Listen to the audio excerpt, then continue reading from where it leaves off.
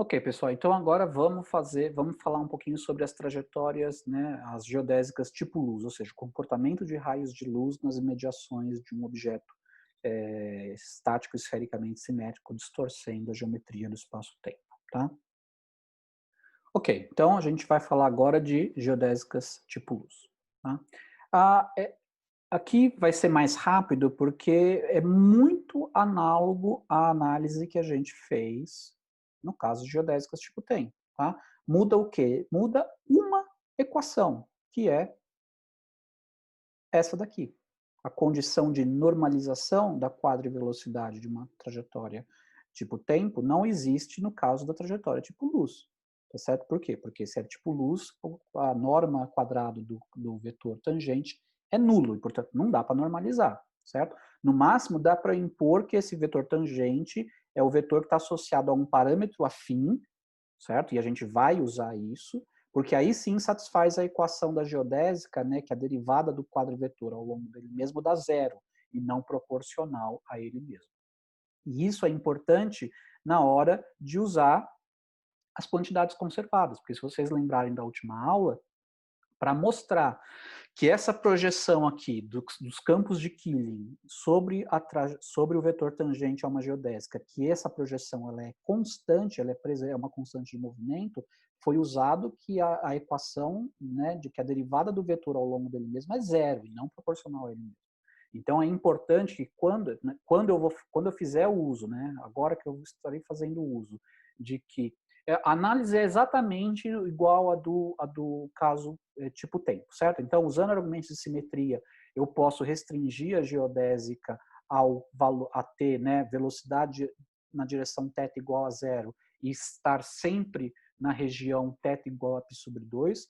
Se vocês fizeram o exercício que eu pedi para vocês fazerem na aula passada, vocês vão ver que ali naquele exercício em nenhum lugar era usado, que lá naquele caso era geodésica tipo tempo, tá? Então, vale também para geodésicas tipo espaço, desculpa, também vale para tipo espaço, mas não é tão útil, mas também vale para geodésicas tipo luz, tá?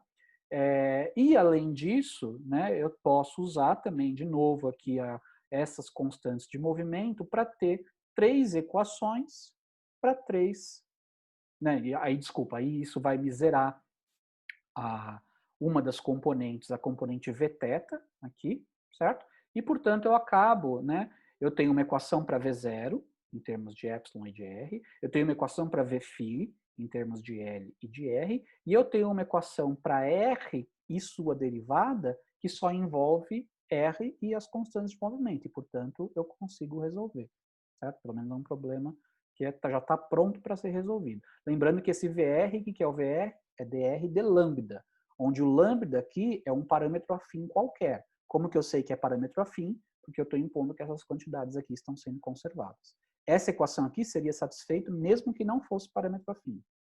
Mas o fato dessas quantidades, eu estou impondo que essas quantidades estão sendo conservadas, eu estou daí está implícito que o parâmetro, né, a parametrização dessa geodésica tipo luz é uma parametrização afim, tá? Então, substituindo isso daqui nessa equação, eu acabo com essa equação aqui, tá? Que se eu for, lembrando que VR é dr de lambda, né?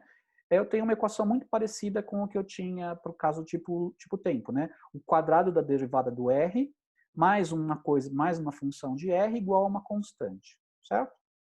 Muito parecido com o que eu já tinha antes, tá? Em particular, para o caso L igual a zero, ó, repara que essa equação fica trivial, né? Porque aí fica que a derivada é igual a uma constante, certo? E, portanto, se a derivada é igual a uma constante, significa que o R varia linearmente com o parâmetro afim. Ou seja, o próprio R passa a ser um parâmetro afim, né? Então, para trajetórias tipo luz radiais, o R é um parâmetro afim da trajetória, tá? Tudo bem. Só que aqui eu ainda vou simplificar ainda mais.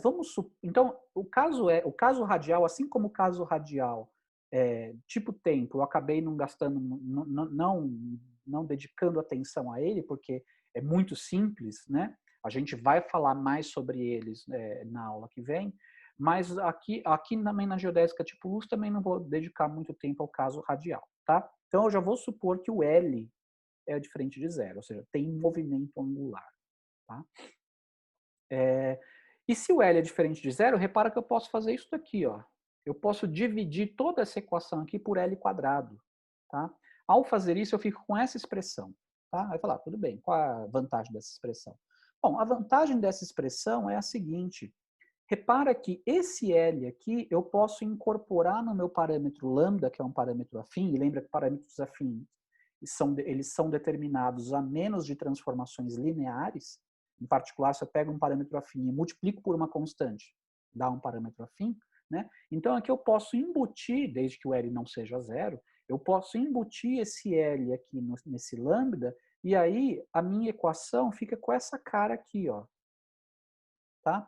Qual é a vantagem dessa equação frente a essa? Que aqui fica claro que o comportamento do movimento do raio de luz, embora apareça duas constantes de movimento, epsilon e L, na prática, o comportamento de fato do raio de luz depende só da razão entre eles, porque repara que ao dividir por L quadrado, desapareceu a dependência angular no potencial, no que vai fazer o papel de potencial efetivo, que está aqui, tá certo? E aquela constante que antes era o epsilon, só tinha a ver com a energia, agora tem a ver com uma razão da energia pelo momento angular específico, certo? E se vocês fizeram o exercício que eu pedi para vocês fazerem de relacionar epsilon e L com momento angular, com o parâmetro de impacto e com a velocidade no infinito, vocês vão ter percebido o seguinte, que essa é a relação aqui do parâmetro de impacto com o L e o epsilon. O parâmetro de impacto é o L dividido pelo epsilon. Tá? Então, fica como um cheque de consistência aqui, se vocês ainda não fizeram o exercício que eu pedi na aula anterior, né? O resultado de vocês tem que dar esse. O B é L sobre epsilon, tá? Ou L é B vezes epsilon, tá? E aí fica, então isso aqui mostra o seguinte, né? Que o comportamento de raios de luz, ou seja, qual vai ser de fato a trajetória deles, né? Ou a linha de mundo no espaço-tempo, depende meramente de qual é o parâmetro de impacto do valor desse B, tá? Depende só disso, tudo bem? Então, embora, né, lembra que no caso de trajetórias tipo tempo, tinha dois parâmetros que eu podia mexer de maneira independente e dava comportamentos diferentes, dava um comportamento independente, né, diferentes, dava potenciais com caras diferentes. Aqui não, aqui repara que a cara do potencial é indiferente e o movimento só vai depender, né, por conta dessa constante aqui, da razão desses valores. Então eu tenho uma equação muito mais simples de analisar do que era no caso tipo tempo, tá? E se eu for olhar aqui a cara do potencial efetivo, né, a equação que eu tenho que resolver é essa daqui, então fazendo a mesma análise que a gente fez no caso de trajetórias de geodésicas tipo tempo, fazendo agora para tipo luz, a gente tem, primeiro, a cara do potencial é fixa agora, né, desse jeito de escrever a equação, aqui eu não me preocupei em botar o meio aqui, né, no caso de tipo tempo eu tinha feito questão, né, e normalmente é feito assim, se faz questão de colocar dividir toda a equação por 2, né, para que aqui fique a derivada ao quadrado dividido por 2, para ficar com cara de energia cinética, né? Aqui eu não vou fazer questão disso, tá certo? Então aqui é uma equação derivada ao quadrado, mais uma coisa, depende de uma função de R igual a uma constante, onde essa constante, repara, depende meramente de qual é o parâmetro de impacto da luz, do raio de luz vindo do infinito, tá? Muito bem. Então, quais são os comportamentos possíveis para esses raios de luz? São esses aqui, certo? Então, se eu tiver parâmetros de impacto, repara que essa constante aqui que aparece, né, que dá a altura dessas retas aqui, tem a ver com o inverso do parâmetro de impacto ao quadrado. Então, quanto maior o parâmetro de impacto, mais para baixo fica aqui, né, o valor da constante. E aí dá para ver, né, que para parâmetros de impacto muito grandes, o que acontece com a trajetória? Ela vem para raios cada vez menores, menores, menores, atinge um valor de raio mínimo e volta depois a aumentar o valor de raio, que é essa trajetória aqui exterior. O raio está diminuindo, diminuindo, diminuindo, diminuindo, tem um ponto de máxima aproximação, e aí o raio volta a aumentar. À medida que eu vou diminuindo o parâmetro de impacto, vai aumentando o valor dessa constante, até que chega um momento que vence a barreira de potencial aqui, que passa a ser, então, as trajetórias de luz que são aprisionadas nessa geometria, certo? São aprisionadas. Tá? Bom, o valor, né, desse... E repara que não tem mais de um parâmetro para brincar. O único parâmetro o único parâmetro que tem aqui para você brincar é o parâmetro de impacto, certo? Então, esse comportamento de quando que vai ser aprisionado e quando não vai ser aprisionado só depende desse único parâmetro que é parâmetro de impacto. Não depende como dependia de um jogo independente entre parâmetro de impacto e energia. Não, aqui depende meramente de parâmetro de impacto. Tá? Então, qual é o valor desse parâmetro de impacto para o qual você tem aprisionamento e qual você não aprisiona, né? Tá aqui, tá determinado. Você pode até ler desse gráfico se você quiser, tá? É aproximadamente 5 e alguma coisa, aparentemente, certo? E repara que repara assim, né? Esse limite, né, no qual você tem que o espalhamento ou o aprisionamento, ele é um valor muito específico. Você teria que acertar exatamente o valor dessa constante aqui, né?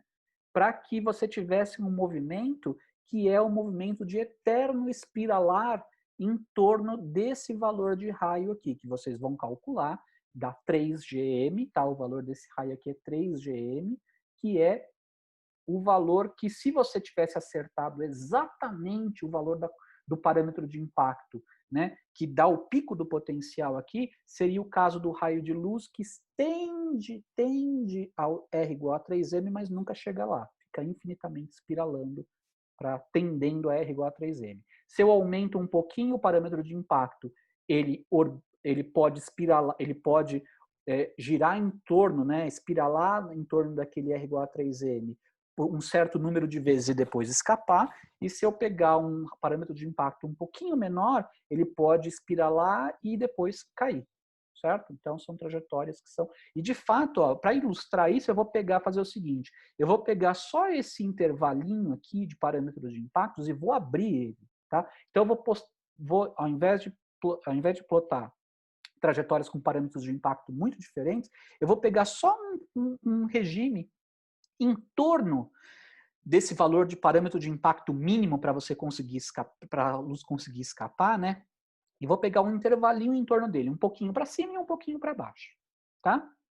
Um pouquinho para baixo, né? Um pouquinho menor, acontece isso daqui, ó.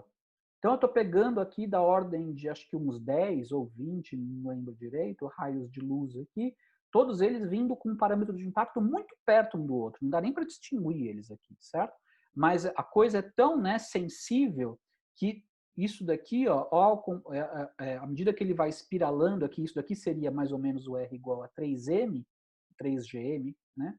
R igual a 3GM, ele dá alguns raios, quantas voltas vai dar, vai depender de quão próximo desse valor aqui o parâmetro de impacto está. Quanto mais próximo desse valor aqui o parâmetro de impacto for, mais voltas ele vai dar antes de cair. Certo? E se eu pego um intervalo de parâmetros de impacto próximo a esse, só que para fora, né?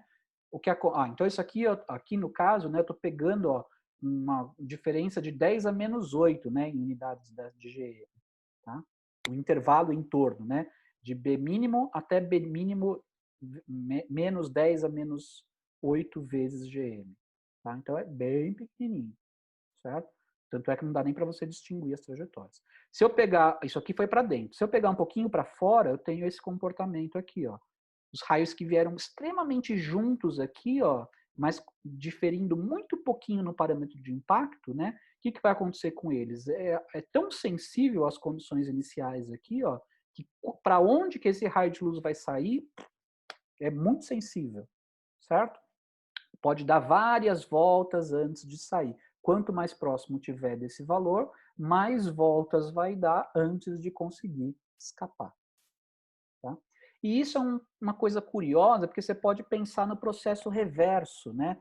Imagina que você tem, na verdade, um objeto como esse, e você, ao invés de você estar mandando um raio de luz aqui e vendo o comportamento, está vindo raios de luz de todas as direções e você está observando o que chega em você. Mais ou menos isso daqui, ó. Então, como se tivesse vindo raios de luz de várias direções, tá? Várias direções. Eu só estou desenhando aqueles que vão atingir, eu tô lá no infinito, né, nessa direção aqui, lá no infinito. Então, o que eu vou receber? Eu vou receber os raios de luz que estão vindo, né, que estão saindo nessa direção. Mas eles vieram de diferentes direções, ó, tá? Vieram de diferentes direções. E eu só estou pegando aqueles que vêm para cá, tá? Repara que por conta desse comportamento de acumular, né, de acumular geodésicas aqui nessa fronteira, abaixo da qual não chega raio nenhum, né, faz com que, se eu fosse ver esse objeto, né, teria mais ou menos, eu veria algo mais ou menos assim, onde, evidentemente, vocês não veriam esse pontilhado branco é só para vocês terem uma referência onde está, de fato, aquele raio problemático, né, que seria o raio do buraco negro, como a gente vai ver, que é de 2 GM, tá? Esse raio aqui seria aquele raio de 3 GM, né, que dá aquele delimitador que, se a órbita ficar passada ali, ela cai e ela pode espiralar ali e conseguir sair, tá certo? Só que repara que a sombra que eu vejo, né, o objeto, eu veria algo assim, né?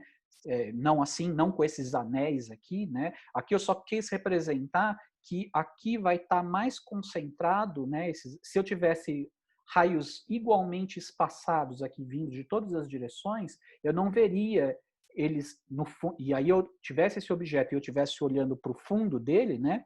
Eu não veria a luz igualmente distribuída, certo? Eu veria algo que tem essa concentração de imagens, né, próximo a essa sombra.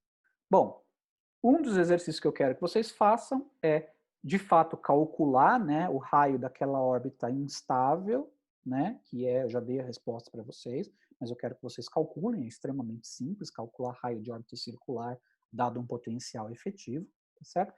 E eu também quero que vocês calculem qual é esse raio aqui dessa sombra, tá, que você observaria estando lá no infinito, tá? Projetada por essa região aqui. Então, ó, repara que eu tenho aqui o meu raio problemático, digamos, que é o raio que vai ser o do buraco negro, se eu tiver buraco negro, que é 2 GM. Eu tenho aqui o raio da região, né, onde, se o raio de luz penetrar, ele cai. Então, esses raios que estão me atingindo não podem ter passado por essa região, certo? Que é de 3 GM, que é o que vocês vão calcular aqui, mas o raio da sombra ainda é maior ainda, porque tem a ver com esse parâmetro de impacto mínimo, né, que o raio de luz consegue escapar.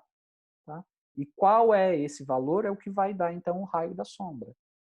Beleza? Então, vendo a imagem, né, de um buraco negro, que você teria que ver uma coisa parecida com isso daqui, ou pelo menos você teria que ter essa sombra, né? Você teria que ver uma sombra como... O que você vai ver aqui, evidentemente, vai depender da luz ambiente, certo?